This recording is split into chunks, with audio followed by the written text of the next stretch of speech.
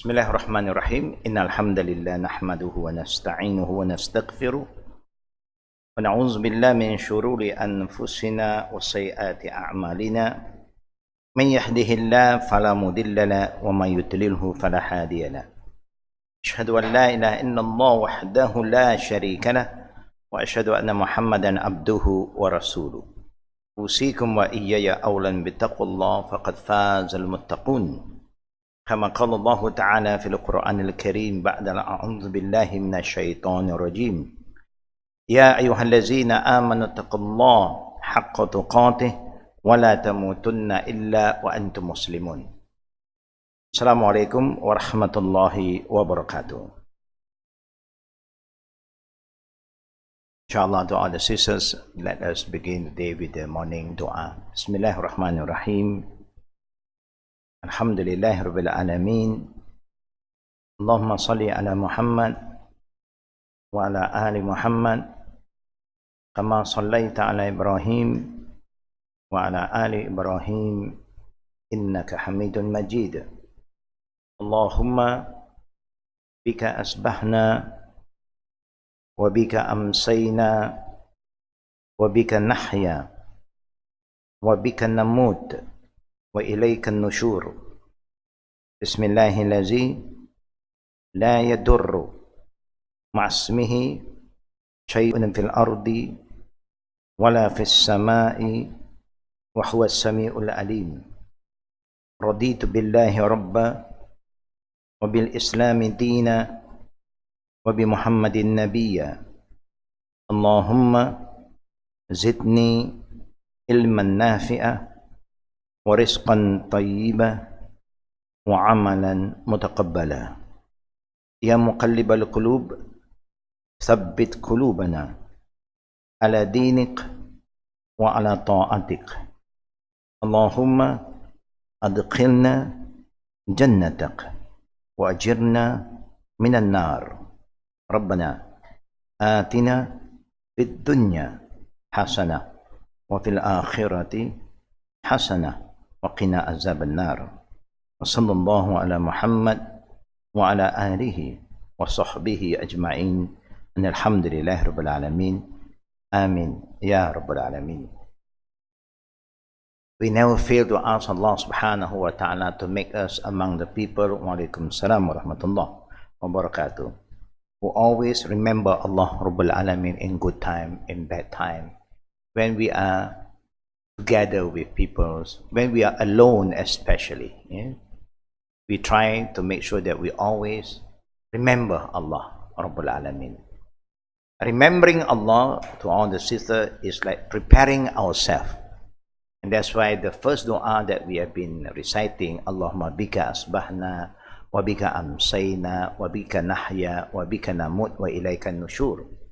The ending of that dua is to prepare ourselves for our departure, our returning back to Almighty Allah, because we came from Him. Sooner or later we will have to go back to Him. So it's very important to try our level best to remember Allah. That's why every morning we always recite the morning dua. The beauty of Islam is the Prophet was sent to guide us, to show us the best way to remember Allah Rabbul Alamin.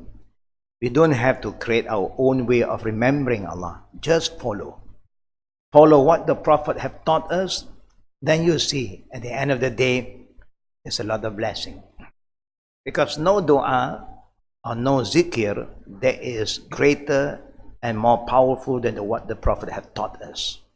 He was chosen by Allah as a mercy. Whoever follow his sunnah will receive the mercy of Allah Rabbul Alamin. We have been reminded again and again about how to understand Qada and Qadr. And also we have to prepare to understand Qada and Qadr. We have to prepare ourselves with the right understanding, the right knowledge. Without having the right understanding, even we have been learning about Qada and Qadr, when something happened to us, we always tend to complain. We are pointing at other people that this is like The fault come from here, come from there. But we forget that it's part of Allah's Qadr. But no one can say it's the Qadr of Allah until it happened. Before we continue, let me share with you something that happened in the time of our second Caliph. Umar ibn Khattab radiallahu anhu was also tested. Every Sahaba will be tested. Now there is an occasion when Umar was appointed to be the second Caliph of our Prophet sallallahu alaihi wasallam. He was traveling toward Sham. Sham is known to us Syria today. Before, Sham is Syria, Jordan, and also Palestine, and also Lebanon. This is called Sham. But today, Sham is just because when we have been colonized by the foreign forces, they divide and rule always. That's what they always do. Politician is always like that, divide and rule. Religious people have no intention to divide anybody, but to unite and move on like a big family. EU, successfully, they introduced the EU, the European Union. That when you are in any European country, you consider borderless now. Yeah, we experience that. Yeah, that is very Islamic. Among neighbor countries, we should all learn how to live together like a family. That is Islamic. The Muslim nation also was divided from one Middle East to so many countries. But may Allah Rabbul Alameen make it easy for all of us to have the Islamic spirit first. You had to travel with all your passport, but at least when you travel to all these countries, your feeling towards other nation, tribe is universal. And that is important. Politically, you cannot change until you have the real power that Allah will give to you. But you can try your best to change your mindset. Wherever you go, you treat everybody, we are like one big family. Children of Adam and Eve. That's how we should introduce ourselves. Because Muslim is here to represent humanity, not a race. Race is just a race. Yes, I'm a Malay, I'm a Chinese, but then when you communicate with others, you say we are all one family. Have the right spirit. It will bring us very far when you have the right spirit. Now, when Omar was traveling towards Sham and the surrounding region, road, there's one word reaches him about a plague that was ravaging the people of Sham. That means there is an epidemic, and there is something that happened around one area. So now he have to think whether he should return back to Medina with all his people or continue his journey, because something is happening somewhere. Now look at, Then he stopped at a place called Sarja, which was not too far from Sham. And with him were many eminent members of the Muhajirin and the Ansar. That means you have a lot of people who were traveling the Prophet and with Omar from Mecca and from Medina. Of course, the Islamic Khalifa, the Islamic state started not in Mecca, but in Medina. It started in Medina when the Prophet migrated to Medina and he chose to die in Medina. There is the first Islamic state, not Islamic country yet. But then, in time of Omar, the Islamic power have been given by Allah to extend further to Persia and to Rome. Rome is Syria before. This area is called Roman. Now he stopped at a place called Sarj, which was not too far from Syria, the main city. And with him are many eminent members of the Muhajirun, the people of Makkah and Medina. He gathered them together and asked for their counsel. Now you see, when you have problem and you are traveling together, you are the leader. Of course, when you travel in Islam, you must have an Amir. If you don't have an Amir, that traveling have no blessing. Because the Prophet said, Jama'ah Rahmah. There is no Jama'ah, there's no Rahmah. Jama'ah means a group of people, like when you're traveling in a group, Jama'ah, but there must be a leader. The group leader must be appointed. So you go to Makkah for Umrah, you must have a leader that you have appointed, agreed upon, that who is going to lead you for this pilgrimage, example. Without that you are not considered Jama'ah. You can travel 100 people together, but people ask you, who is your leader? I don't know, I am the leader. Everybody want to be a leader, then you know what is going to happen. There will be a lot of problem. And there will be a lot of delay because you go this way, I go that way, I go according to my time, you go according to your time. I want to go and shopping first, and then everything go haywire. Then you see what will happen to the Jama'ah. No? Before traveling, we are all smiling. While traveling now, we look at each other in a very different feeling now. Want to say something, he also pay. What to say? Then you have a lot of misunderstanding. So the leader, a good leader, before, if something happens somewhere, before he conclude, before he make the final decision, he have to have a discussion to make everybody understand if there's any changes, so that collectively we agree. That is wise. Not say because I am the leader, I make all the decision, and everybody was caught by surprise. Why? We were informed that we are going here, suddenly no more. And then you get upset. It's not good. Yeah?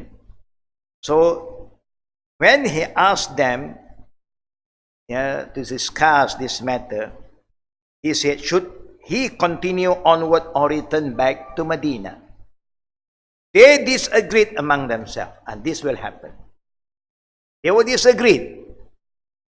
Because when you have a lot of people,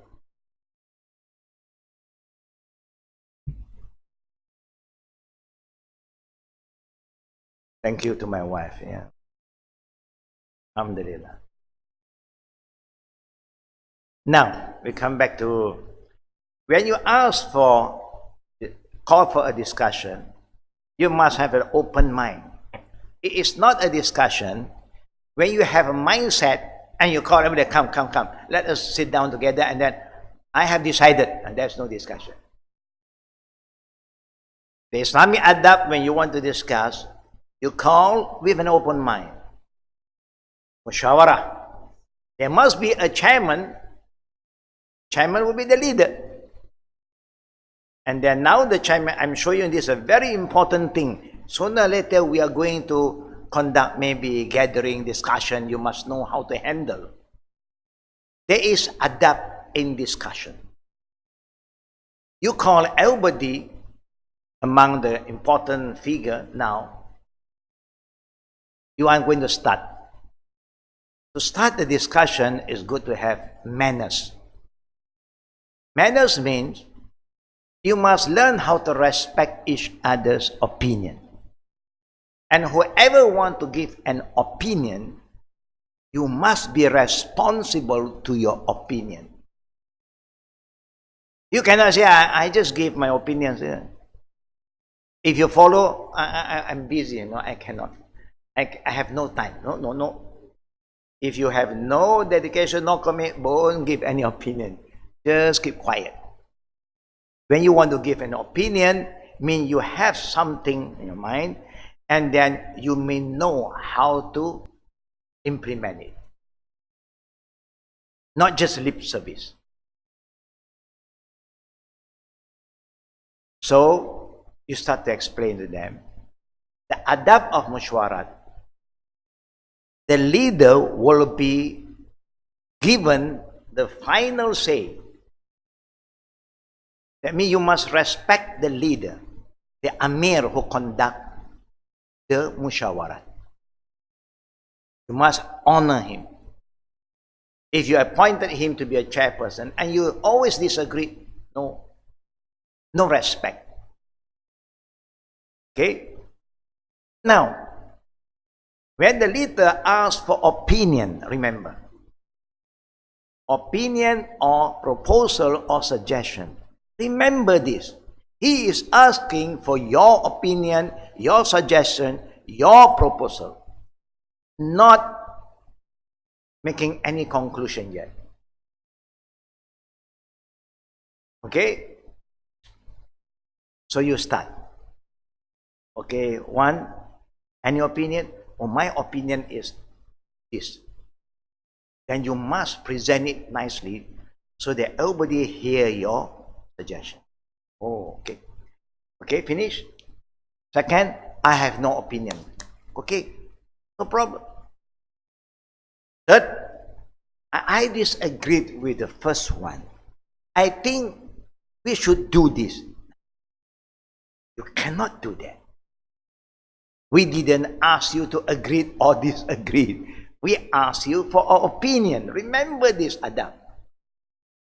I'm just asking opinion. Who give you the right to make a decision? I agree. Who call you to agree? People don't ask you to agree or disagree. I'm just asking opinion. You can come up with a different opinion, no problem.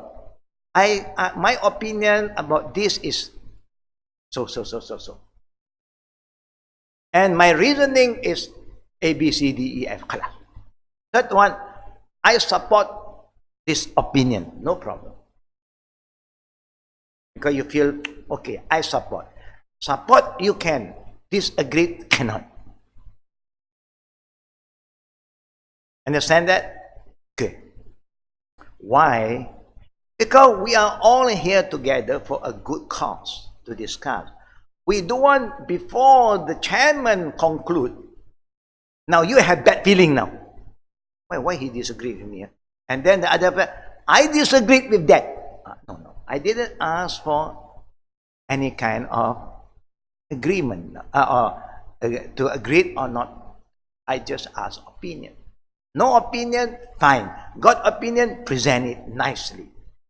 At the end of the discussion, the chairperson will be given the authority with his wisdom to make the final decision.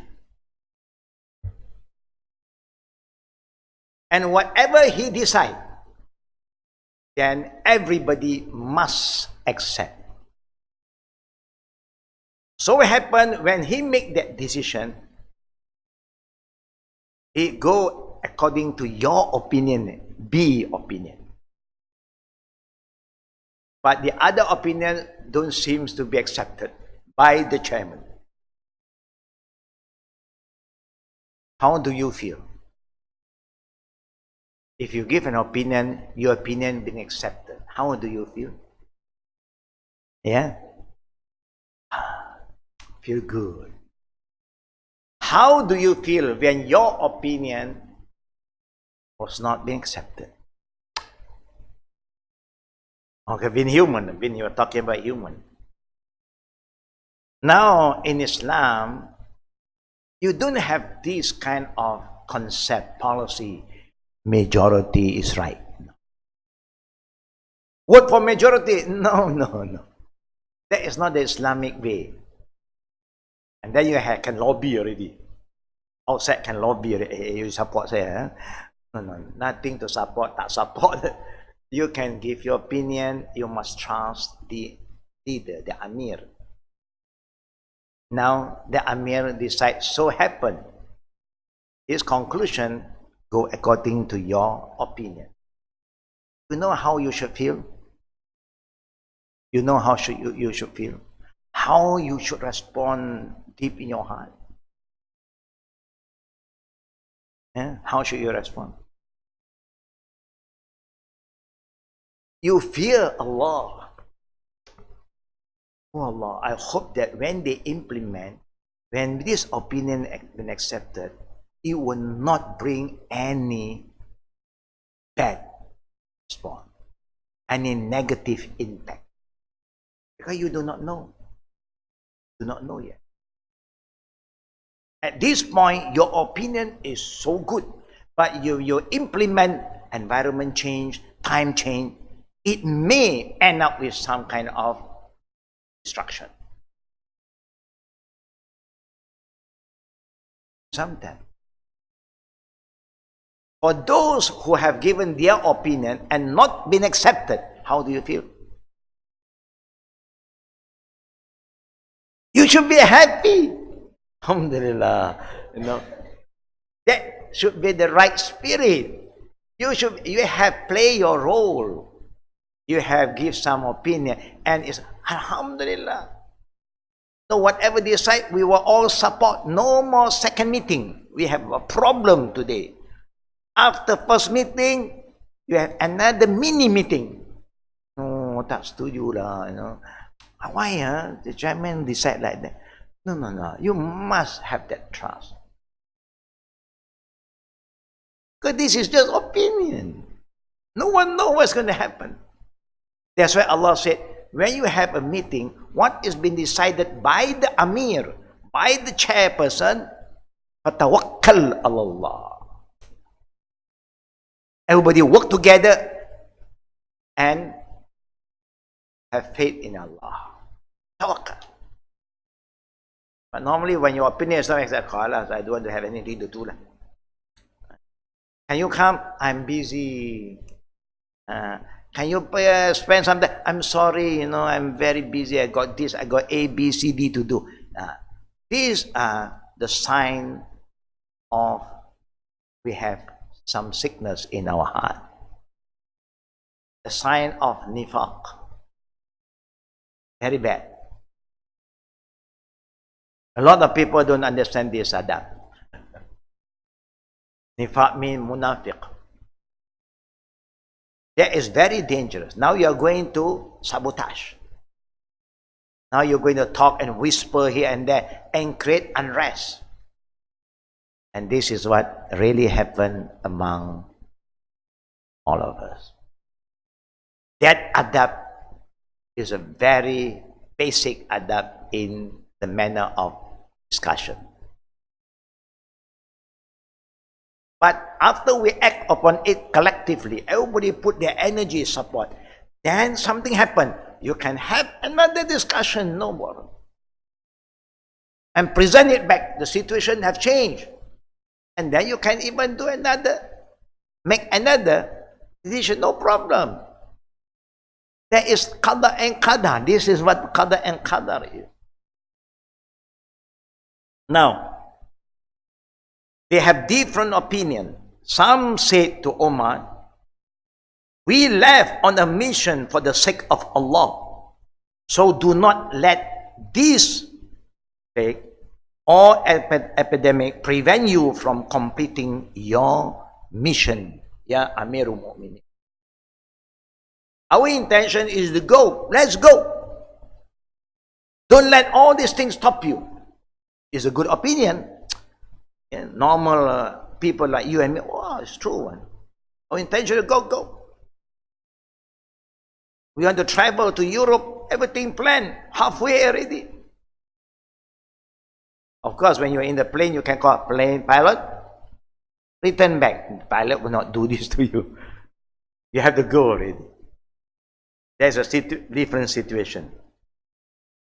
Meanwhile, another group said, this is a great trial, and continuing onward will mean certain death, because this is an epidemic, is very dangerous. Therefore, we do not think that you should continue. So there are two camps now. One said, move, have faith in Allah, tawakkal to Allah. One said, when we want to start our journey, we don't have this problem. Suddenly, we encounter that problem. Omar then consult a specific group of men from Quraysh. And they all agreed that the entire traveling party, Omar included, should return to Medina. Having heard everyone's point of view, Omar made up his mind about what he had to do, because in a meeting you need to have a conclusion, a decision. If not, there's no point to have a meeting. A lot of people don't understand this spirit. If the view is not from you, I don't care. I don't want to have anything to do. This is very, very bad. Very, very bad. Un-Islamic. So he announced his decision, saying to all his group of people, in the morning, we are returning back to Medina. One of the companions, Abu Ubaidah, then respond to Omar and see how it goes. And that is where the Qada and Qadr is coming in again. Are you running away from Allah's Qadr? Abu Ubaidah telling Omar, are you running away from Allah's Qadr? If Allah said you will not be affected, you won't be affected. If Allah said you will be affected, that disease, the epidemic may come and hit you. Make sense or not? If you look from the angle, yes. Then see how Omar responds. Yes. We are running away from Allah's decree and heading to another Allah's decree. From one Qadr to another Qadr. You understand that? Yeah. I'm not going against. I am just, if Allah give me 2 Qadr, I will choose what is right. Sometimes Allah gives you a choice. So the topic today, if you look, we are supposed to in page 96. Allah's forceful and optional will.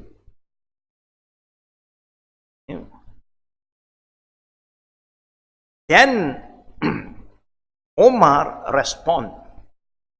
Suppose you had camel or goats, and you descended into a valley. They had 2 distinct sides, 2 sides in the valley. One that was fertile and the other was barren. One there's a lot of green, one no. Which area do you think you bring your cattle? Which area? 2 is Allah's Qadr. Allah make this side barren, dry, this one fertile, green. Which one do you want to follow? Which one do you want to go? Even animal will know when there's no water that they are moving already. For survival. Both is Allah's Qadr. Here is dry, here is that land, and also there's a lot very fertile. Then you are moving to something that is better. Now, very interesting. Having heard about that meeting that was taking place, Abdurrahman bin Auf, one of the Muhajirun, people of Mecca. You know who is Abdurrahman bin Auf, brothers and sisters? Abdurrahman bin Auf is one of the companions of the Prophet who is a very rich man.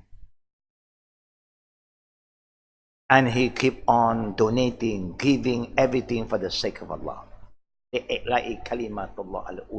For the right reason. We also give sometimes, but sometimes we give for the wrong reason. We are not particular. Which group that we support, we don't care. You must know. Are you supporting the group who support Islam, following Quran and Sunnah, or who is destroying Islam and promoting khurafat, shirik and bidah? You must know. You must know.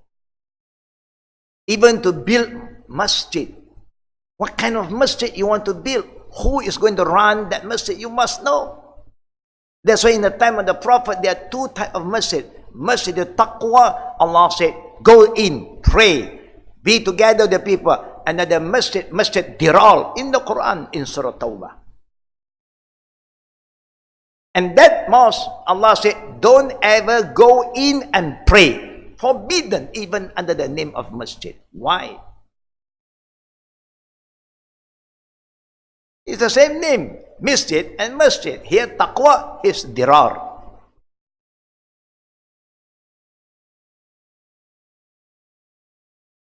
Where is the masjid at-taqwa? Masjid Quba. The first mosque that the Prophet built when he arrived in Medina. Where is Masjid ad-Dirar? Not far from that area.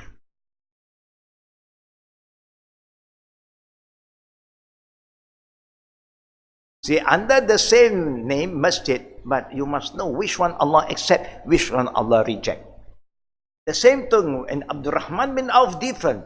He will make sure that whatever contribution he is going to get involved, if purely for the sake of Allah, lillahi ta'ala, follow the Quran and the Sunnah of the Prophet.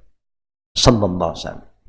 That's why he is one of the companions of the Prophet that the Prophet said that they will be the people of paradise. The Ashra Mubashirat in Ahl Jannah, the 10 companions that will go to paradise without hisab.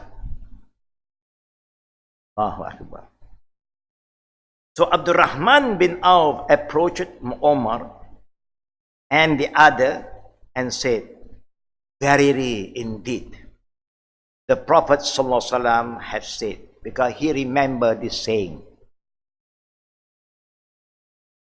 if you hear about the outbreak of any epidemic about a plague in a country, do not approach that country. And if there is an outbreak of an epidemic in a country in which you happen to be there now, do not leave that country in an attempt to escape that epidemic. Those who are hit by that epidemic cannot leave. Those who are outside cannot go in.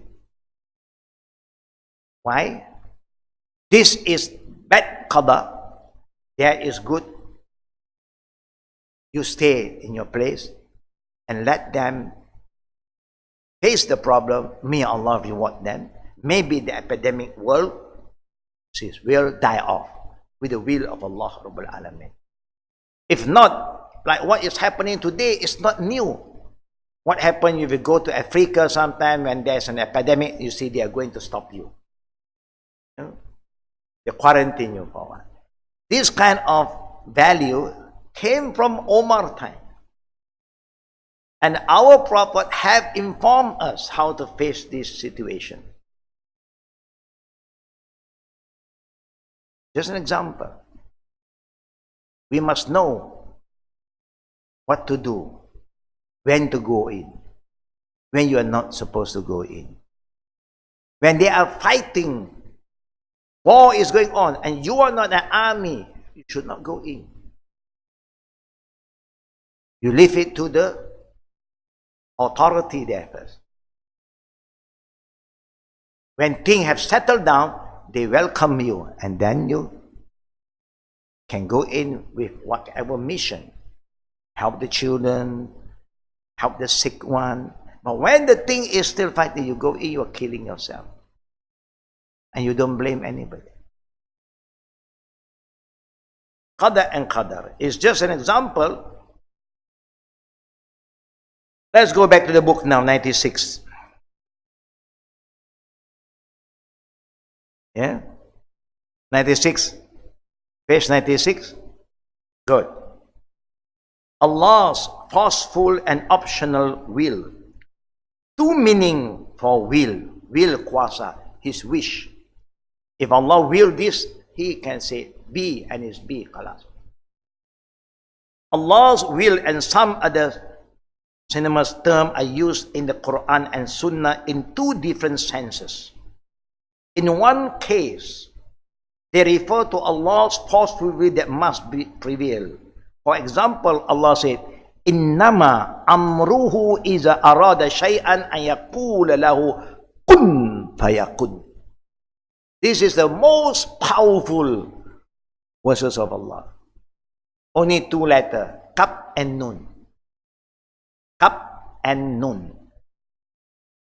In Surah Yasin. Indeed, Allah is telling us about Him. When He wills a thing to happen, His command is only to say, be and it's be. Khalas. Allah don't need any opinion from us. You never have the right. Don't ever say this. If Allah is here, I think He agreed with my opinion. Astaghfirullah. Yeah, some people are so crazy, they thought they are so God. They say, if Allah is here, I think He agreed with my opinion. Who are you? Even Prophet cannot say that. He will just convey what Allah revealed to them. That's why they are special, not like us.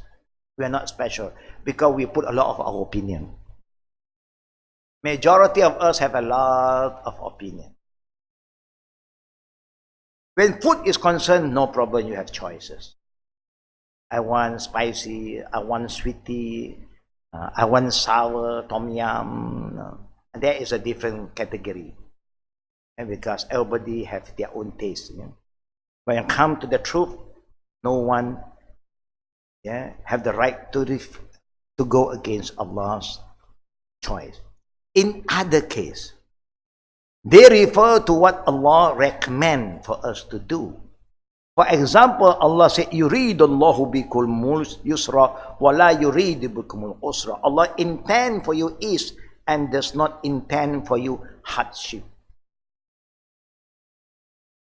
Two is Allah's command. I give you an example. This ayah came with Ramadan. When Ramadan come in, you fast. But when you are sick or traveling, you break your fast. But if you insist to fast, can you fast? You are traveling first class flight, and you first have more food to serve. Allahumma. You don't want to eat, Allahu Akbar. After a while, food, drink, fresh juice, hot drink, cold drink. So many. First class, economy class is different. Eh? But according to Allah, He said, break your fast. He wants ease for you when you are traveling. But if you insist to fast, can you fast? Yeah. But sometimes human is always like that. When Allah gives you a choice and He wants to make it easy, you make it difficult. And then you ask Ustad, what do you think, Ustad? What to think? What you want me to think for you? Allah have made it easy for you. Pray, you pray lah. You see again, when Allah said, when you are traveling, shorten your prayer. We are so stubborn. Allah said, shorten your prayer, and the Prophet says, هَذِهِ صَدَقَ مِنْ صَدَقَةِ اللَّهِ فَاقْبَلُوا صَدَقَتَهُ. This is a gift from Allah. Accept and be thankful to Allah. Do you know, sisters, then you go for Umrah or Hajj. If you pray with the local Imam, you pray four. But when you pray by yourself, maybe you miss one of the pray, you are not well, you overslept. You pray in your room, you pray too. Because you are a traveler. Our Prophet, when he left Medina to Mecca for Hajj, never once he prayed 4 rakat until he returned back to Medina. But he is the Imam. Then he will lead and he informed the local who are not traveler, you are not travelers, you perform 4. After we give salam, you perform 4. 2 more, you stand up. And he was born in Mecca. We are not born in Mecca at all. We are born Malacca here, Penang here, Klang Valley. He was born in Mecca and he migrated to Medina. Now he's returned back to Mecca. He never prayed 4 rakat until he reached Medina. Traveler, to make it easy. But we choose. We choose to make it difficult. And Allah also gives you the option to combine the 2 prayers if you want. But when you're in Makkah, you know if you do that, you miss the 100,000 reward. That's why we don't recommend you to combine. Except while you are moving to Muzdalifah, Arafah, Muzdalifah, and that is when the Prophet combined. The Prophet himself combined. So you combine to make it easy. Water is not easy. Toilet is not easy in that area. Last time we don't have toilet along the way. Everybody planned their own toilet. In the 70s, in the 80s, until the late 80s, everybody planned their own toilet. How? Only Allah knows. And that's why they inform all the pilgrims, don't forget to bring torchlight. Because you do not know where you are sometimes. If in the dark, at least you torch, oh, somebody's been here, or somebody's there already. Okay, alhamdulillah. Because there's no, because it's in the desert. There's no houses there. Nobody live there. But you have to go to that area because of Hajj. So everybody will have their mini toilet, a small tent cover, and queue. Everybody go to queue. Those who cannot stand, I don't know what to do. You have to sit already. Allah is so great. The desert, weather is dry. Whatever you do, it dry up very fast. You don't have that smell like in our country, humid. It dry up very fast. Alhamdulillah. But now you have a lot of toilet along the way. 500,000 of toilet, of course, along the way. But remember, 100,000 of toilet, millions of people. Just imagine that. So what you have to do, plan. What to plan? Plan your food, your eating habit. Don't go for sambal belacan, tom yum, and you have a stomach problem. You know you're going to have a lot of problems. One signal that is coming to you that you have to go to the call of nature, you quickly go and queue. If not, only Allah knows. There are times while you are queuing, it's gone. You cannot do anything anymore. It's very tough. But what I'm going to try to tell us, all of us who are here, Allah intend is, the Qadr of ease is always there. But if you want to go to the other side, it's up to you.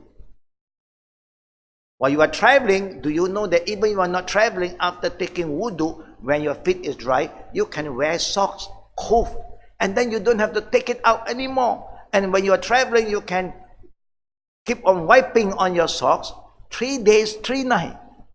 Locally, 24 hours. Is that easy? Each time when you want to take wudu, which part is the hardest? Which part is the most difficult for you? Which part will make the toilet wet? Which part? The leg. We can go in, out, toilet dry. But what can we do? We are the wet ummah. Sometimes when you travel to any country, when they see Muslim enter the toilet, They know already what is going to happen. After that, they will keep on swearing us. These dirty people, they'll consider us dirty, unclean, because we do not know how to keep the toilet dry. When you take wudu, wash all this on the sink, it's okay. Water do not really fall on the ground, but when you wash your leg, you know what's going to happen. The worst thing in the airplane, there are people even wash their leg in the toilet, in the aircraft toilet. What is going to happen if the water start to leak out? It really make a lot of people get very, very upset. Who make it difficult? Who make it difficult? We. Allah yuridullahu bikumul yusra. He intend. His will is He want in easy, but you choose the hard way. And then later on you complain, I cannot pray lah, very hard lah, like this lah, like that lah. When Allah has make it easy, you don't follow, and then you say that it's difficult, and you want to blame that Allah make this religion difficult. Allah will say to you, وَمَا جَعَلَ عَلَيْكُمْ فِي الدِّينِ حَرَجًا. I never make this religion difficult for you. It's because of your own character, your own, ignorant, and you are stubborn. Even you know the Prophet, but you know he's a prophet, I'm no prophet. Astaghfirullah. Of course you're not a prophet, you think we agree. If you say you're a prophet also, we will not agree. But it's His teaching. He make it easy. You make it easy for yourself. When you want to get married, all of us are married already, alhamdulillah. Is that difficult to get married? Not difficult. You just have to make the right choice first. Choose. Did Allah give you the choice to choose? Yeah. There are so many men, but you don't choose anyone. You choose a special one. There are so many men who send letter to you, message to you. I love you, you are my heart, you are my star, you are my this, you are my that. I cannot live without you. Word. Cannot live without you. You know, out. This guy out. You know, he's talking nonsense. He has been living, now he say he cannot live without you. Don't believe this kind of word. They are lying to you. Or your person good and then pray, you know he's been praying. Of course, I think you would choose the one who is better. The choice was given. And if you still do not know what to choose, after doing all your homework, then the Prophet recommends us to pray istikhara.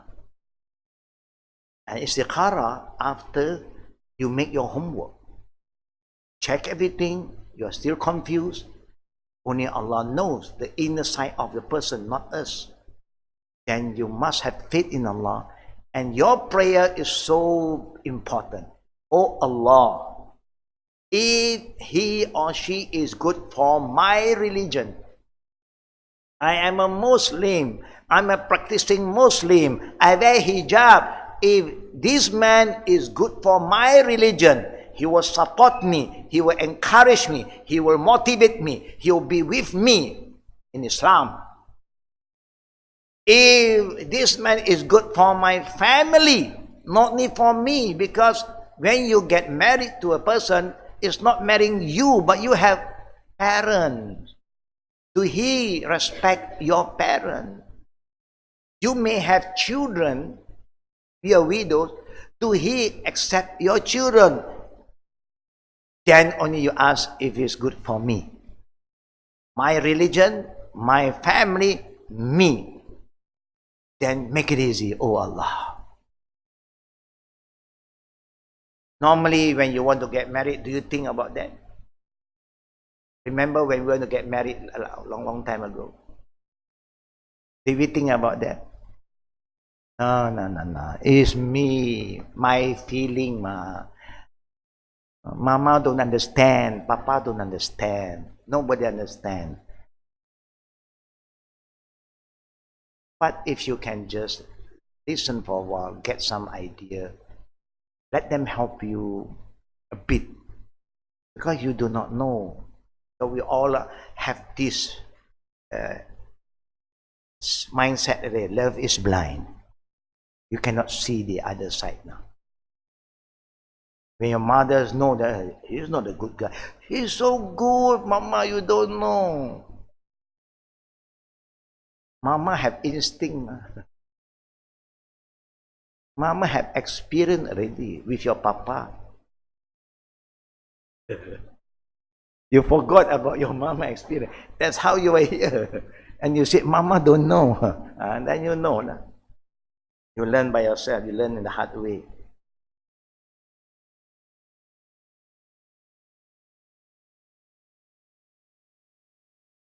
Obviously, even though Allah intent is for us, we may choose difficulty for ourselves. Kahwin bukan susah, it's simple. When you get the right person, sign is there. Make it easier. You can invite 10 people, 100 people. The more you have, you can invite more. When you can't fit so many people, you just got to declare potluck. Everybody help you. Not difficult. Everybody will love to help you.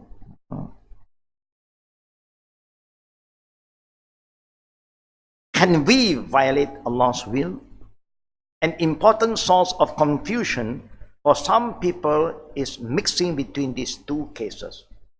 They argue, if Allah is capable of doing everything that He wills, why then, when He wills for us to do something, we sometimes do not do it, thereby breaking His will?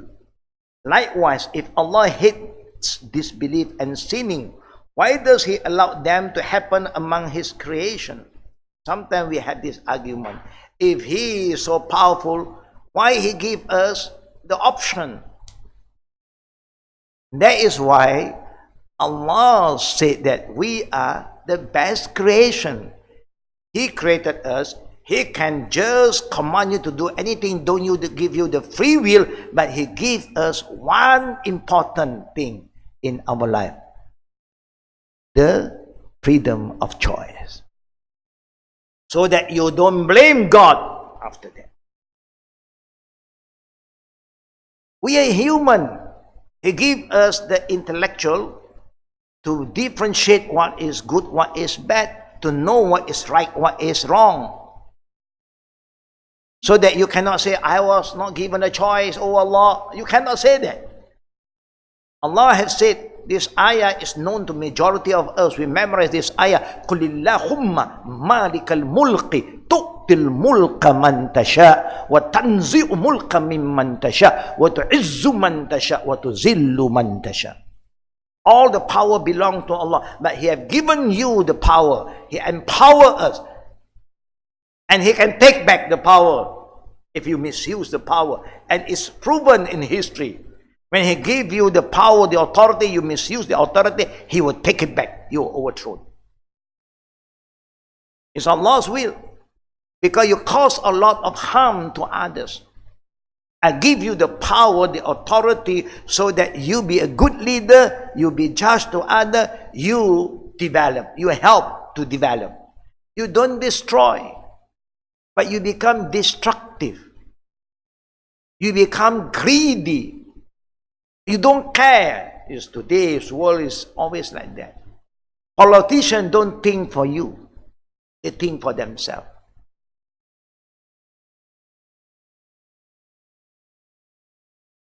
We have to remember, you have big responsibility. You must take the responsibility. You must be able to make decisions that is good. Not only for you, but a lot of people are thinking of themselves. What is good for the people? What is good for the nation? That comes first. Then the nation will prosper. They will prosper.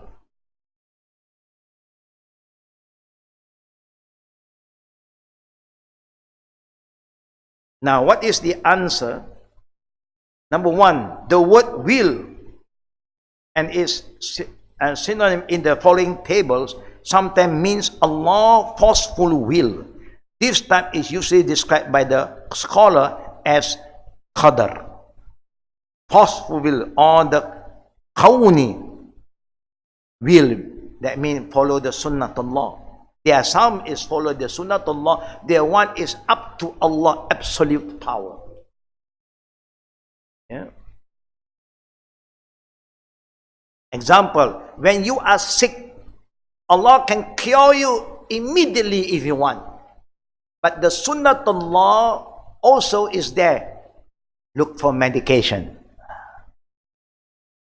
Example, then you do. But some don't look for medication. They keep on praying. Then suddenly tomorrow, Alhamdulillah, Shukr is Allah's will. But some have to go through the Sunnatullah. Yeah? Because it pertains to what Allah's will to be, the ending when you seek for cure. And if that medicine just work for you, then you see the result. But sometimes you take the same medication like others, it worked for A, but it didn't work for you. You experience that? Yes. But never give up. If not, you will never learn. How can you know that this medicine is good or not for you if you don't try first? You don't know. If you have never had any suffering, you don't know what is suffering. If you never fall sick, you don't know what is health also. Now you know, oh, when you are sick, it's like this. When you're healthy, it's like that. It's like a person who will now get married, and you ask him, how is the married life? Huh? What can he say to you? It's very good. It's trouble. All the problem. How can you talk about this when you don't have experience? Better don't talk. I have no idea, please. Be fair to yourself. Number one, because I'm still single. If you ask me, what do you think about staying single? I can tell you. I think it's not bad, but as you age, you can feel the loneliness. You need companionship. You know, when you go for food, everybody have 2 there, 3 there, eating, and you want, always want. The table for one, there's no table for one also. There got restaurant table for one.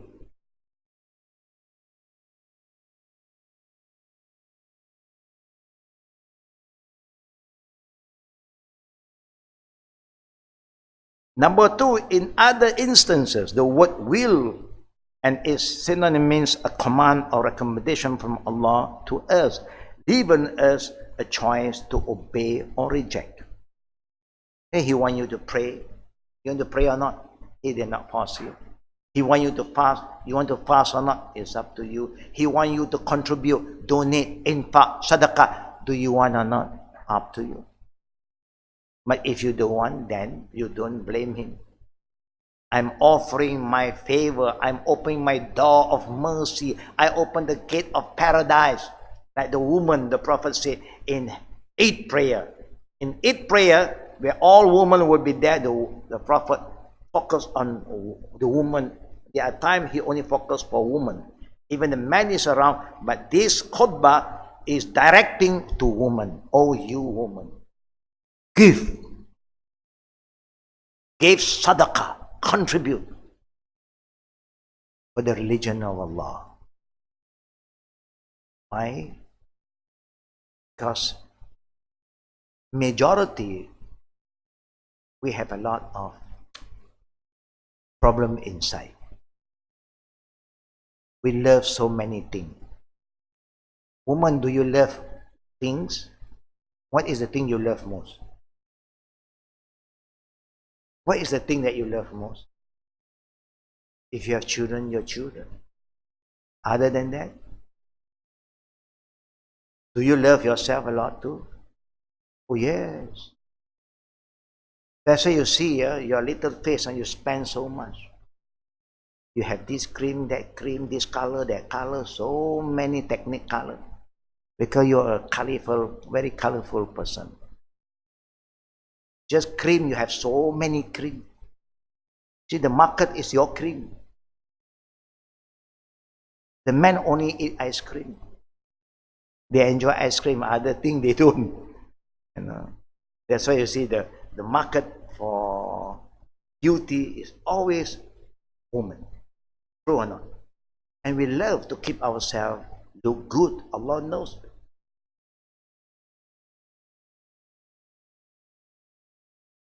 We love so many things.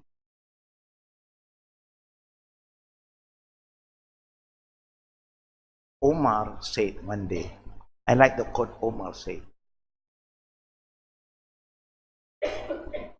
He said, normally human, when they look at a deer, beautiful deer, you chase after the deer because you want that deer. Something very beautiful in front of you, you keep on chasing. It's a small deer. Of course, the deer smaller, the cuter. Anything small, it attracts our feeling. And there is a lion behind you. The lion chasing after you. You chase after the deer. The lion chase after you. But you don't care about the lion. You're thinking of that deer. So many people become the victim of the lion. Before you get that deer, thing that you love so much, you've been eaten by the lion. You understand this qiyas? What is that? Share with me, what do you understand by this analogy? Yeah?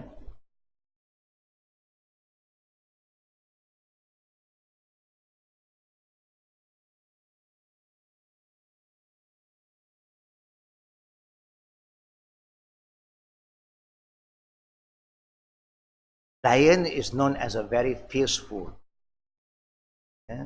creation of Allah. He's the king of what? King of the jungle. Lion never show mercy. He just want to eat you up.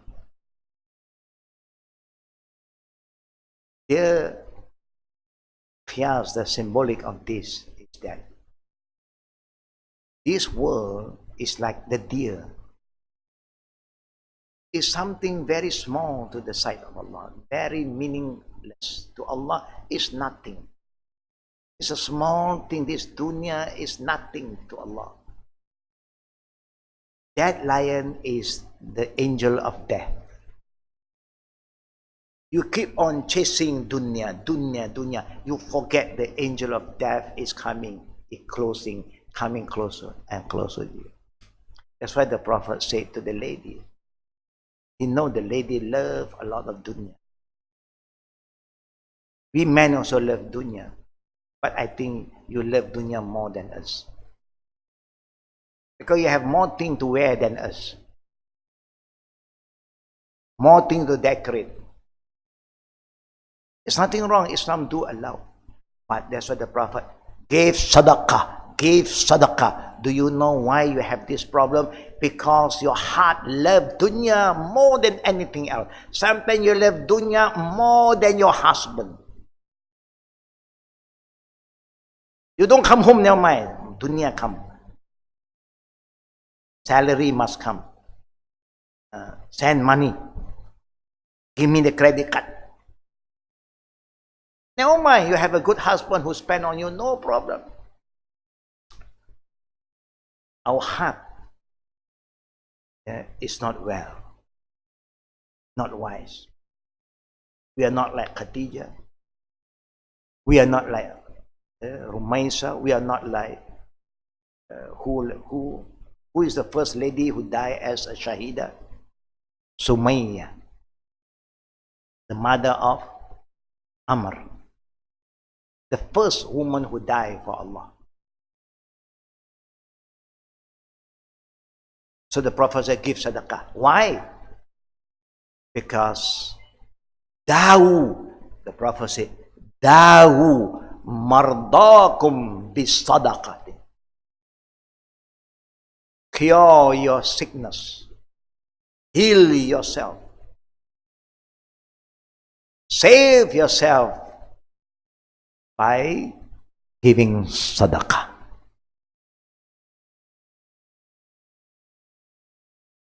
It's important.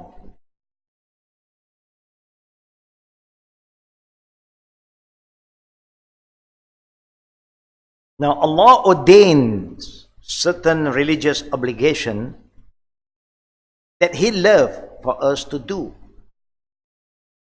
But sometimes we choose not to do.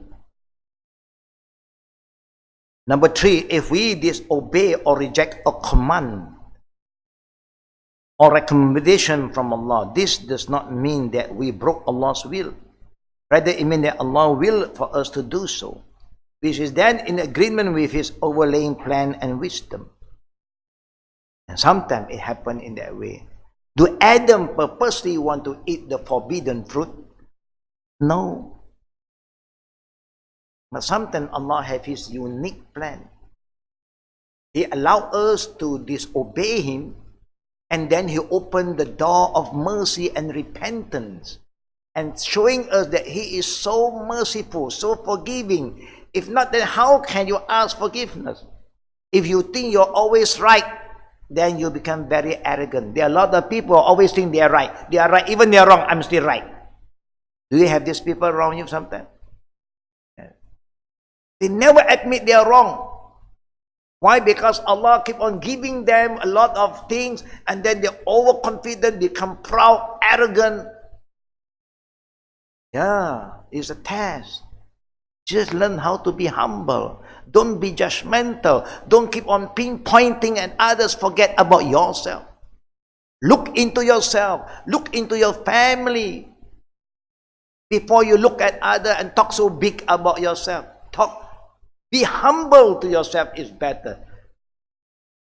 And it's important. That's why you are not here to judge. That's why the Prophet did say in Sahih Muslim, if a person like to come and tell you, he is doomed, he is wrong, he is wrong. The Prophet said, the one who is saying that, he is more wrong. Don't worry about what he said. Because he is so negative, he always look at the negative. But we thought that we are great. No. Don't be judgmental. Number 4, Allah's will, the existence of certain things that He does not love. He allowed it to happen. Haram thing He created.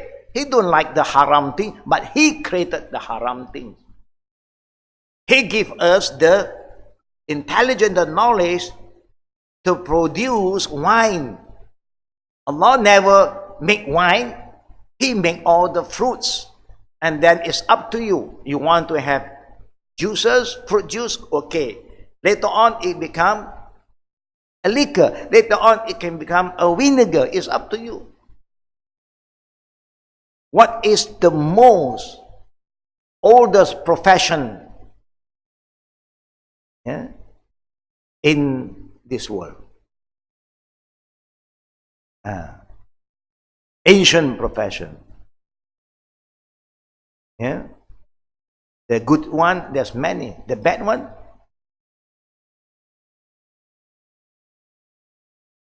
making wine also one. Later on, you'll find out, inshallah. On the other hand, He does not will the existence of certain things that He loves sometimes. For instance, He does not love Satan and his allies. He don't like them. Yet He has willed the existence because of a far-reaching and overlaying wisdom. Then you don't know the power of Allah's love and forgiveness if you do not commit sin. Because when you don't commit sin, you will not ask for forgiveness. True or not?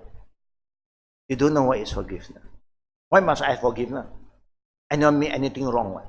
So Allah make you make mistake. So you know, oh, being human, I'm not perfect. So ask for forgiveness. I'm sorry. It's easy. You learn. And Allah loves those who are humble. You learn how to be humble. On the other hand, He loved for the disbeliever to accept faith. He loved the disbeliever to become believers. But He does not will it to be sometime. Only Allah knows why. This is explained further in the rest of the coming topic. Yeah? Optional status versus forceful status. The following table presents terms that are sometimes used in the Quran to refer to Allah's optional ruling. Other times they refer to His forceful creation. You can read one by one later, but I want to end with one thing, brothers and sisters. Something caught me lately, something very important. Who will die as a disbeliever? We all do not know. No one knows. That's why we keep on asking, oh Allah, make our heart steadfast, be consistent in obeying You, in good time, in bad time. Don't turn our heart upside down that one day we will disbelieve You. We don't want that ending. And you have to ask Allah alone. Don't overconfident. Shaitan overconfident, that's why he is being cursed. And we are also sometimes overconfident, think that I'm okay. When you are not okay, I'm okay. Then you will die as a person who always disobey Allah. You remember I shared with you in the time of the Prophet, there is somebody who is a good person and he is very close to another friend. His friend is not so good. So he keep on advising his friend, be good. When are you going to change? And then he say, thank you for your advice. Thank you. But his thank you is just stop telling me lah. I know. Then you have faith that he will change because he has said thank you. After 1 week, you see him again. He's still the same guy, never change.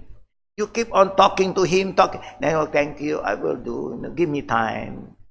After 1 month, you see him, the same old guy again. After some time, you get tired. You get upset. What will you say to him if you are not careful? You are sure to go to hell. You are very stubborn. Allah will not allow you to go to paradise because of your arrogance. Allah Qadr, both die. And the day of judgment, the Prophet said to us in Sahih Muslim, Allah will call this guy who said that Allah will not forgive him. Did you say that? Who give you the right to use my name and say that I will not forgive him? Now I'm going to show you who I forgive him and I will punish you. I will send you to hellfire. Don't be judgmental. All this beautiful teaching of the Prophet is to teach us to be humble. Look into yourself. If you think you are better, alhamdulillah. Now, when you better yourself, you have to look into your family because that is your first responsibility. You cannot say, nafsi, nafsi. No. Then why you become a father? We have responsibility as a father.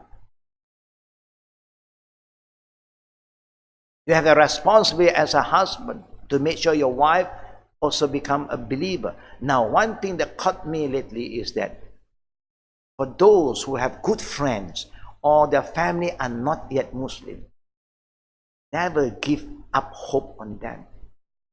Keep on reminding them about Islam, but don't wait until the last minute. Don't do that. You have not been judged to them. Don't wait until when they cannot speak, when they cannot open their eye, semi-coma, or the tube here, critical condition, then only you want to call them to Islam. Don't do that.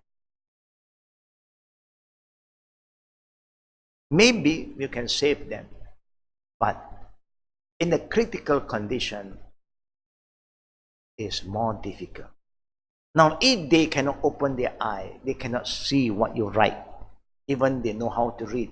And if they cannot hear you, what you are telling them, they cannot hear you. Then how can they respond? If you want to do da'wah, do it now, slowly. Keep on talking to them.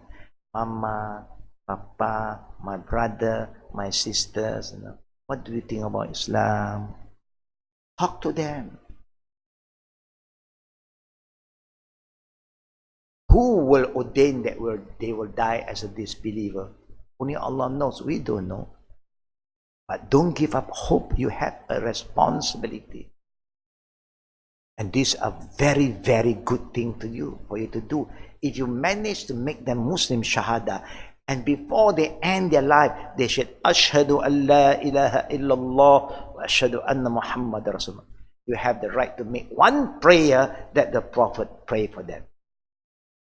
What is the first prayer when somebody ending with La ilallah? Before that, they don't believe in Allah. The Prophet said, Alhamdulillahi lazi anqazahu minan nar. All praise due to Allah who has saved this soul from hellfire. Can you imagine, brother and sister? You are saving a soul from hellfire. Don't you want to do that to your best friend? Don't you want to do that to your family that is so close, so dear to you? But don't wait until the last minute. Normally, sometimes people may call me, what should I do? I said, do your level best, but very difficult. In a critical ICU now. But you still don't give up hope. Hope that she will respond. Maybe. But it's very hard. Because you cannot confirm anymore. When she can say or he can speak out, he can say, La ilaha. At least you can confirm. I heard. I hear him say, La. Alhamdulillah, we can pray Salatul Mayan Ghaib. Because there's no documentation, we cannot fight for the body. Let the family do what they want to do. But at least we can make Salatul Mayan Ghaib. And every Muslim who are praying, normally they will pray for the deceased and they will get the benefit. Yes. But if there is no sign at all, you cannot.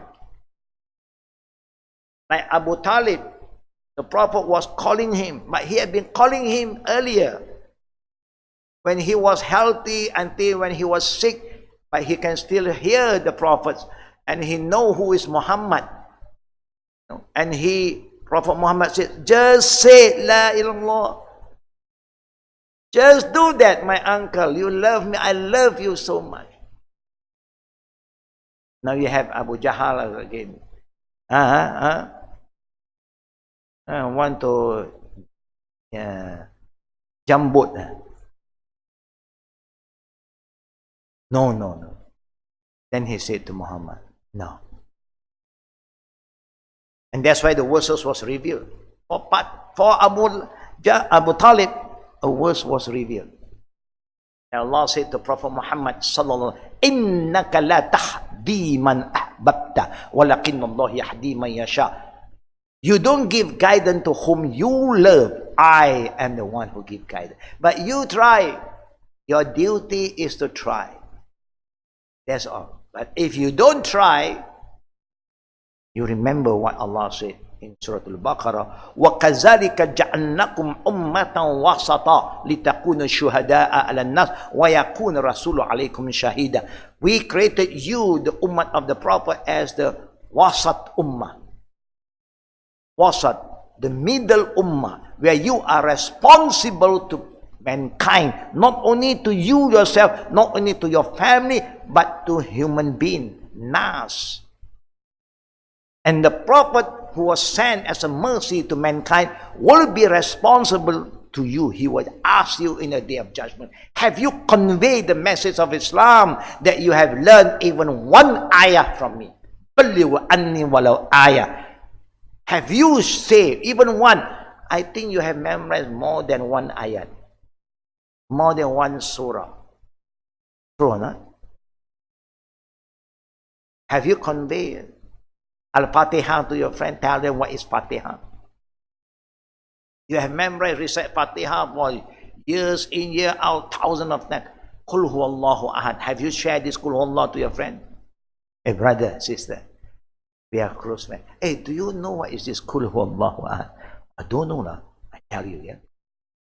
Say, there's only one true God, and His name is Allah.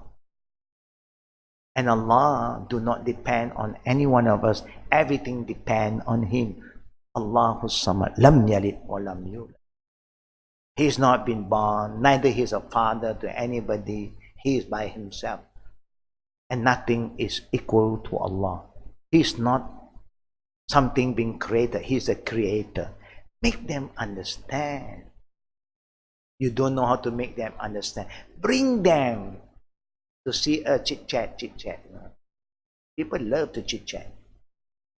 Bring them, we chit-chat, talk about life, then slowly we go in. I like to end one thing that's important. And remember, for those who are still 45 below, we have a special class for all these teenagers every Friday night at the Youth Hub. We just started about maybe 1 month before Ramadan, and then we stopped in Ramadan. We are just in the second hadith of Arba'in Nawawi. We go deeper, the next level. Okay. I have conducted 4 classes. I'm still in the second hadith. I like to end up with one thing. I want all of you to remember this. Have you heard about Hadith Jibreel? Have you heard about the Hadith? Those who have been attending classes, I think they know.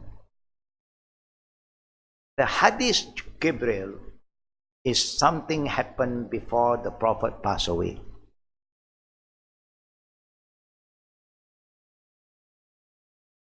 There are times the Ummah at that time, especially the Bedouin, the Arabs, they like to ask the Prophet a lot of things. They keep ask this, ask that, so many things. Prophet don't respond. But they keep on asking that make the Prophet so angry, and the Prophet respond, ask more, what more do you want to ask? What more? Ask. Now the Prophet is scared. Ask me, everything you want, ask me now.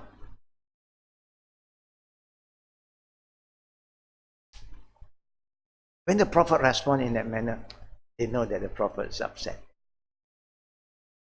Because the Prophet was waiting for you to ask important things. You ask a lot of things that is no benefit for you. It's not helping your iman at all. Give you one simple example. The Prophet explained what Allah wants you to do. This. The wajibat first. The obligatory act of worship. And He said, when you have the chance to go to Hajj, go. And Hajj, you just go once. Go to Hajj.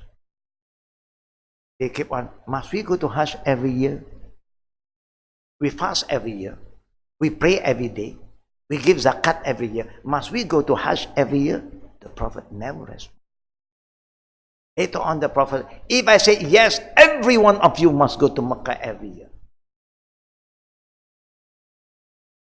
Just do what I was commanded by Allah to tell you. And you know the hukum of Hajj, sisters. Umar, when he became a Khalifa for 10 years, 9 years, he was leading the people to perform Hajj. And those who have the means to go for Hajj, but they still don't go, you know what Omar would say to them? I will force you to pay jizya. You know what is jizya? Jizya is a tax that was implemented on the non-believers who stay in a Muslim country. It's like a government tax to protect your right. Yeah. So they will tax you. For the Muslim, you have zakat. For the not yet Muslim, you don't have zakat on them because it's not an obligatory for them to pay zakat. They are non-believer, but they have to pay jizya. Meaning, the Prophet did mention those who have the means to go to Hajj. They always excuse themselves, no intention to go. When you die, either you die as a Nasara or a Yahud. Because this is one of the pillars of Islam. You cannot give excuses if you have the means. When you can travel so far away and then you cannot plan to go to Mecca. It is your responsibility towards Allah. And this is only once in your lifetime. So when they keep on questioning the Prophet, don't answer, then the Prophet responds, ask. They stop asking. Then a person who dressed like a Bedouin came in from the back door and walked towards the Prophet and seek permission to come nearer and nearer. And then he also came and asked the Prophet, tell me, what is Islam? The Prophet answered, Bunya Islam ala khamsin an tashhadu an la ilaha illallah wa an Muhammad Rasul wa qama as-salat wa atu zakat wa sawma Ramadan wal hajj ila al-bayt man istata'tum ilayhi sabila. Sadaqta. He said, you are telling the truth. You are right. Tell me about Iman. The Prophet taught, Amantu billah wa bi wal malaikatihi wa kutubihi wa rusuli until Qada and Qadr. They say, yeah. Now what this hadith is to tell us, when you want to ask something that is very important first. And the most important thing is about the foundation of the religion. Islam, Iman, Ihsan. And Al-Akhirah. These are very important things. Where we don't care. We like to ask a lot of things that is not so important. Then you have ignored the important thing. That's why Islam is a very practical religion. Allah make it easy. Before you talk about optional this, that, talk about obligatory responsibility first. Is da'wah an obligation? Is calling people to Islam an obligation? Yes. We are the khairu ummah, the best ummah. We have a responsibility. You can't do, you should come and ask. How can I do? Do have a friend? How can I help them? Keep on asking how to bring them back to Islam. You have to ask. If you don't ask, we don't know. That you do not know. We thought that you are doing all these things, alhamdulillah, but we are not doing at all. Yeah, may Allah make us people who put what is important as our priority before we move in any other area. If not, we are moving further and further.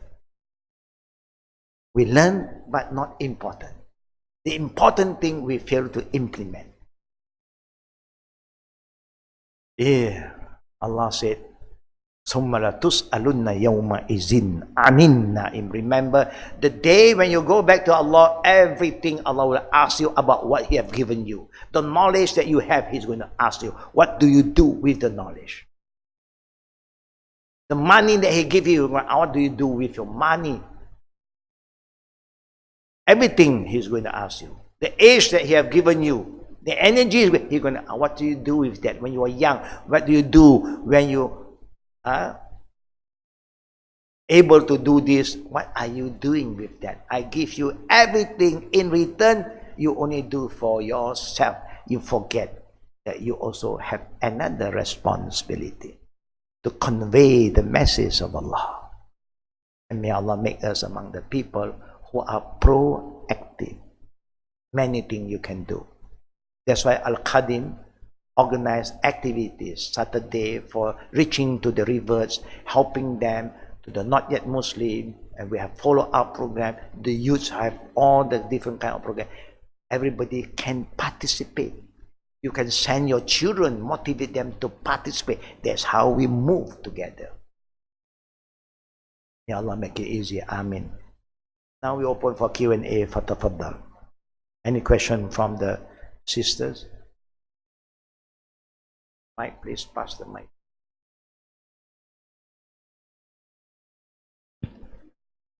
Assalamu alaikum, Ustad. Walaikum salam wa rahmatullah wa barakatuh. Just now you mentioned sedekah. And there was also a message through the Al-Qadim WhatsApp about infaq. So what is the difference between infaq and sedekah?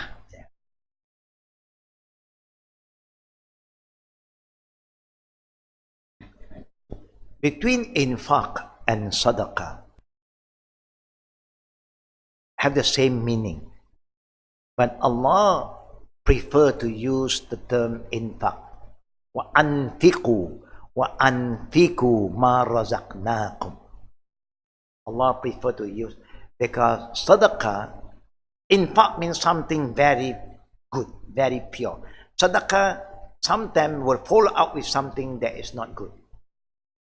Infaq, no, because infaq is something that no one knows, and then you really give it for the sake of Allah, like kalimatullah, and the coverage to do more things through infaq is wider.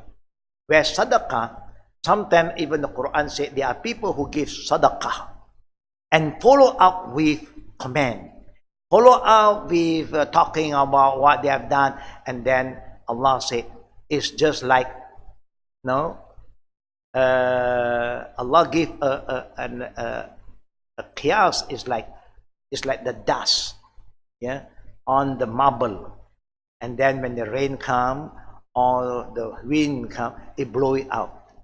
That means it's gone, no trace, because you talk about it. Oh, I give this, I give, but infaq is something normally is better word than sadaqah. Sadaqah, Allah used that term. There are people who give sadaqah, but they talk about it. And then, of course, then all your good deeds in sadaqah gone. But infaq is more deeper and wider. It covers the range for the people to do things. In the Quran, always Allah says, "Aqimu salah wa anfiqu mimma razaqnakum wa anfiqu mimma razaqnakum." Infaq. And sadaqah, you can give, like even zakat is also considered a kind of sadaqah. Infaq is something that you do almost every time, not once a year, twice a year, because Allah said, give what Allah have given you. Wa anfiqu mimma razaqnakum. You don't have to wait for 1 year or so. Infaq, anytime the opportunity is there, infaq. The opportunity is there, infaq. That means it's your investment, yeah, for Allah subhanahu wa ta'ala. Yeah, Al-Qadim, from our website, we have been, the youths have been actively blast out this info, yeah, so that everybody will have the means to participate and can do more, so that the youths will do more activity, reach out to everybody. So that is how we are moving. Yeah, you can see the hub is there. A lot of things is going on, and maybe a lot of us are not aware because we don't have time to get involved. Yeah? But try your level best. And in Islam, after finishing one, you get prepared for the better one. But always remember, when you do anything good, be in the jama'ah and be careful. If you are doing good thing with the wrong group, you are not supporting Quran and Sunnah. You are supporting the people who destroy the Sunnah. And whoever support all these things, they have no benefit to them, because you are not doing what is right. You must make sure that what you do is right. That's why we are very particular. We just don't do this and that for the sake of doing it. We want to check. That's why when we want to help the poor and needy, we do not just go and visit and talk to them and then give them, but we will follow up. We check whether it's better to give them cash or we give them kind. We will send food to them or we give cash. It depends. But you must have the team who is on the ground who check. Then you know what you are doing. There's a lot of things that is moving. A lot of people are not aware. Then sometimes we know that you don't have enough time to participate, but at least you support us and we'll keep on moving. Yeah? In fact, it's a greater coverage. Wait, you're going to ask now.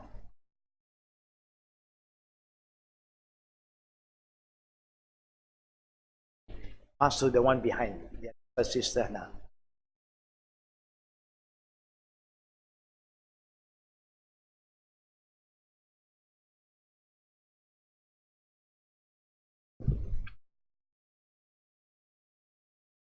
Continuously, you can break. Okay, you can break. No problem. You can do 1 day in 1 week. No problem. No problem. No problem. Yeah. No fidya if you are going to fast the day that you miss. Of course, I think after Ramadan you already have been traveling. So when you are traveling, you are not encouraged to fast at all.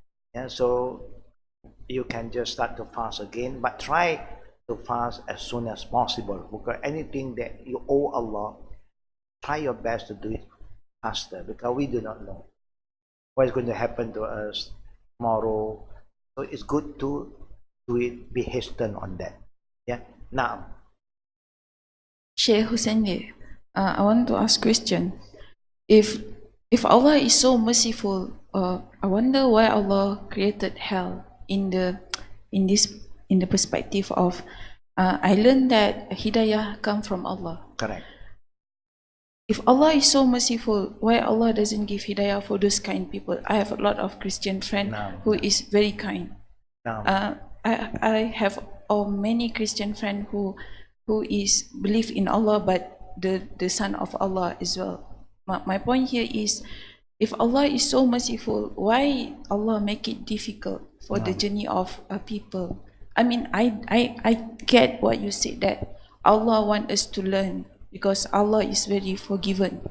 But if Allah is so merciful, why Allah make it difficult? I mean, He doesn't give hidayah to all these kind of people, and these people is also a believer to Allah, but they just believe those additional as well. No. Yeah, because this make me sometimes Yes. think, why? How can we? Now, first thing, Allah is telling us He is the creator. Whatever He wants to do is up to Him. We have no right to ask, why do you create hell? It's up to me. I'm the creator. To show us that is His power. He don't follow us. To us, I think in life also, we have a do and don't, true or not? Even in our office, if you have your own office, you want to run an office, you have rule and regulation. If you cannot follow, I cannot employ you. Is that fair? That is wise. If there's no rule, then how are you going to discipline yourself? Everything that Allah created for a reason, we don't understand yet. But when you talk about now, it's His power. Who give guidance? He is also telling us. But how do you conclude that why he make these people disbelieve? How can you say that they all believe in their own way, but their belief is wrong somewhere? And that's why prophet was sent to remind them, bring them back. That's why Jesus was sent to bring the people back. But now they were misled by people to say, no, Jesus is Son of God. He is God. If Jesus is God, like I said to a lot of my Christian fellow, do you believe in Jesus? He said, of course. Then, Alhamdulillah, I also believe in Jesus. I cannot be a Muslim, I don't believe in Jesus. You cannot be a Christian if you don't believe in Jesus. True or not? Second now, do you believe in the Bible? What do they say? Yes, for a Christian, they must believe in the Bible. Injil, do we believe in Injil? Yes, we are same now. We are same. They believe, we believe. What makes us different? Do you believe in Moses? They have to believe because it's written in the Bible. If you say no, then you don't believe in the Bible. Then how can you be a Christian? And then you believe in Abraham, and now you go. So what is the name of the God of Moses? What is the name of the God of Abraham? If you say Jesus is God, God only exists at that time. What happened to the early prophet? They are all turned astray. They are disbelievers. If they don't believe Jesus, they are doomed. Can you say that? Now, majority of us follow a belief without a proper knowledge and understanding. For those who have the right understanding, share it with them, talk to them. But you don't know. They may even come to Islam. Because Jesus is a Muslim. Jesus believed in Allah. He knows who He is. He knows that He is the son of Mary. He knows who is Moses. He knows who is Abraham. He knows who is Joseph and all other prophets before him. But what went wrong is they have misguided. So we who know the truth, share with them. Show them Surah Maryam in Al-Quran. You don't know, maybe the little thing you share with them. You don't say, God is not fair. You don't say that. You don't know. Allah's fairness, no one knows. Allah has given us the opportunity to think. Allah has opened our eye, can see, ear can hear, but sometimes we just don't care. A lot of people, they don't care. That we must remind them. But if, sister, Allah's mercy is unbelievable. You can commit an ocean of sins, but if you have faith in Him, He forgives all your sins. Just don't die committing shirk, that's all. I give you everything. I give you the opportunity. I give you the time. I provide for you. I give everything. I just want you to acknowledge who I am. I am the giver. Acknowledge that one God is that difficult. Example. And then if no one talk to them, they're living in the Amazon, nobody reach them, Allah will give them the final test in the day of judgment.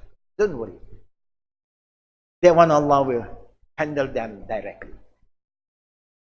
But when you say that you love your friend and you don't share with them what is right,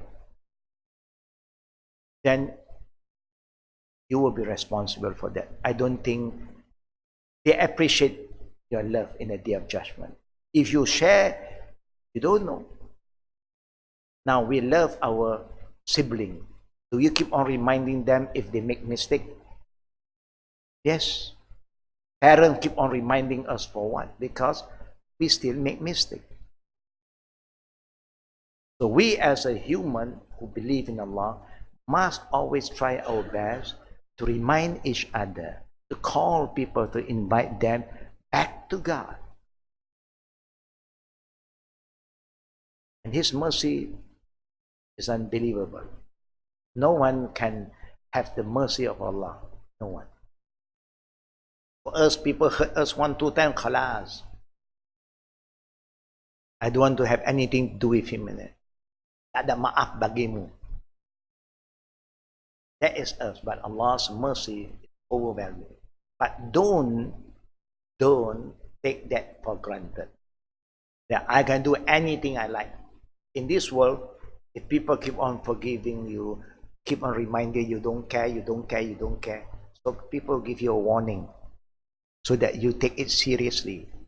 And that's why Allah talk about hellfire, a warning. You must remember the ending. If that is where you want to go, don't blame Allah. I told you not to go to the prison. You want to keep on doing all the wrong thing, then we have to send you to prison. If there is a place you want to stay. If not, don't, just be a good guy. It's not easy to go to prison, you know.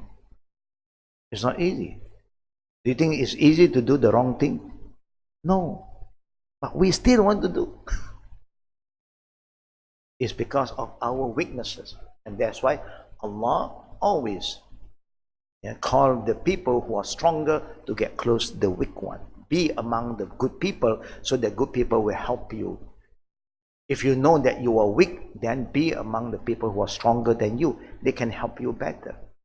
If you know that you are ignorant, be among the people who are learned, so the people will also make you a learned person. That's how it goes. Actually, life, Allah have said, وَحَدَيْنَهُ النَّجْدَيْنِ, I show you 2 ways. Then I give you the freedom to choose. But I guide you. I said, this is my way. So you don't blame anybody in the day of judgment. You have to blame yourself. But still, we do not know the ending of anybody, true or not. So you just do what you have to do. Maybe all of them become believers. We have seen some family, Christian family, the son became a Muslim, or the wife became a Muslim, or the daughter became Muslim first, and then the whole family go against them. But now she proves to them the truth is in Islam, how beautiful Islam. One by one, the family became a Muslim. You can do wonders. How that Mecca, 99% non-Muslim, 300 over of idol. It was before. Then with Da'wah, in 23 years, the whole Mecca changed to be Darul Tawheed, the country that worship only one true God. Because of Da'wah. We fail to do Da'wah. We don't care what is happening around us.